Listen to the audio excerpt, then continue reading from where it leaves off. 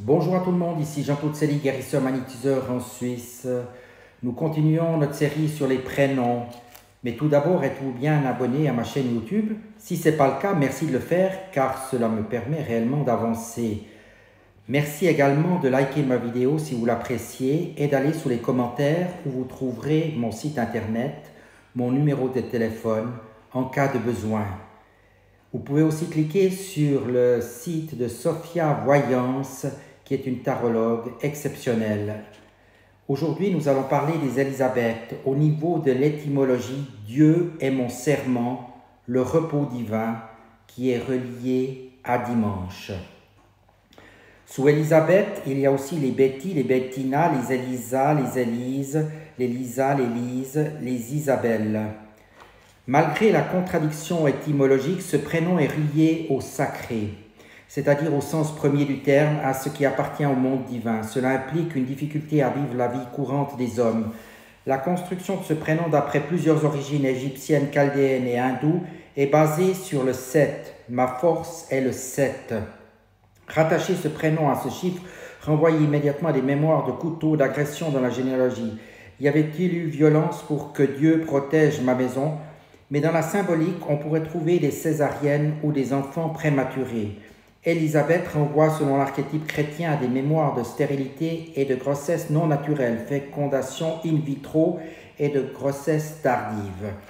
Ces conflits familiaux pourraient survenir de manière cyclique comme un syndrome anniversaire au mois de septembre. Il s'agit ici d'un message généalogique de désespoir et un besoin de trouver refuge dans la spiritualité et la religion afin d'échapper aux douleurs et à l'ennui du quotidien. Se transposer pourra se cristalliser dans une programmation d'illusions. Cette fuite de l'instant présent mettra l'individu dans une dépression masquée par une forte croyance. La notion de sacrifice sera importante chez Élisabeth. Elle œuvrera pour une bonne santé physique, intellectuelle et spirituelle, quitte à s'oublier dans sa mission de femme valeureuse. Mais quelle est donc cette dévalorisation portée par les femmes de sa généalogie? Il faudra qu'elle se batte longtemps pour plaider sa bonne foi, et c'est par sa volonté qu'elle se sortira de situations véritablement abominables.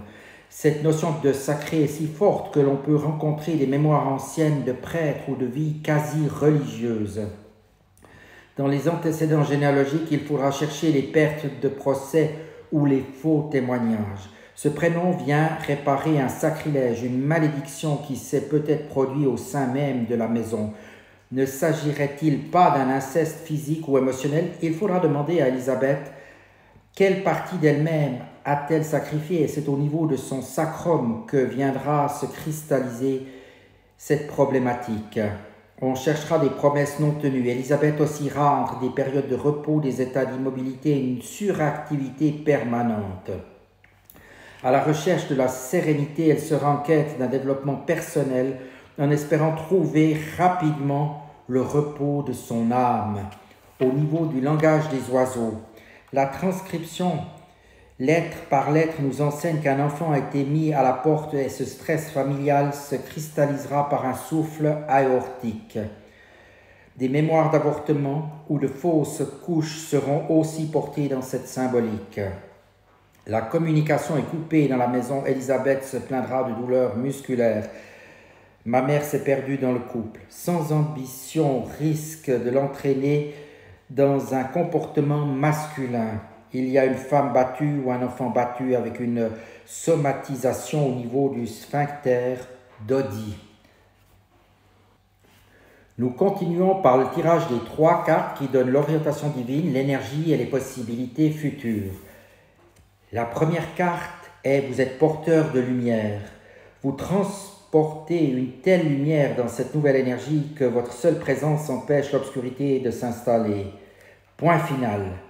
Crillon dit ceci, la lumière est active et l'obscurité est passive. L'obscurité est l'absence de lumière. S'il est vrai que vous êtes porteur de lumière, l'obscurité par définition ne peut exister. Vous la repoussez. Crillon enseigne cette métaphore depuis plus de 30 ans.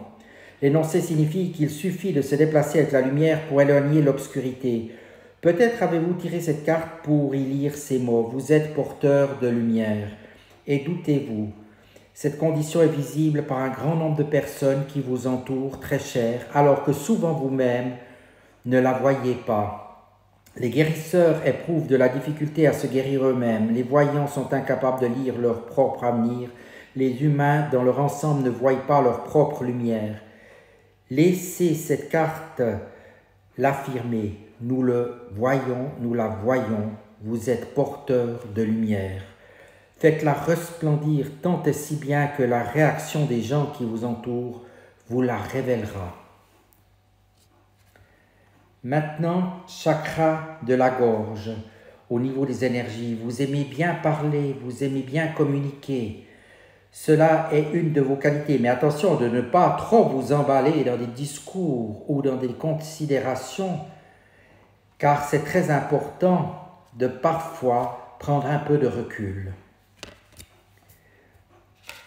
Au niveau de vos possibilités, couleurs. Chaque couleur et le spectre de la lumière possède son propre rayon et sa propre énergie vibratoire qui entre en interaction et agit sur la vibration de notre énergie personnelle.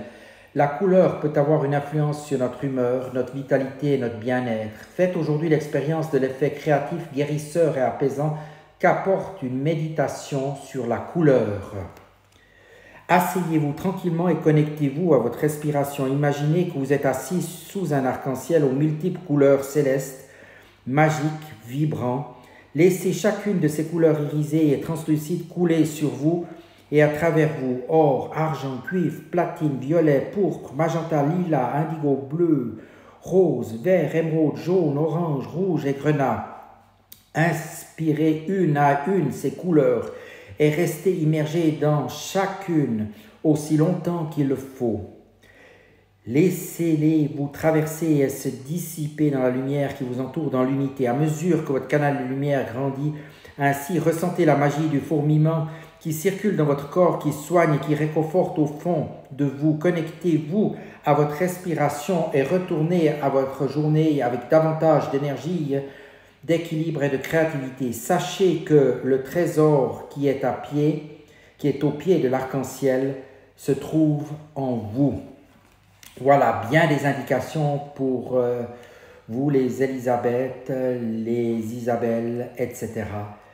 Je vous remercie de votre attention et vous dis à tout bientôt.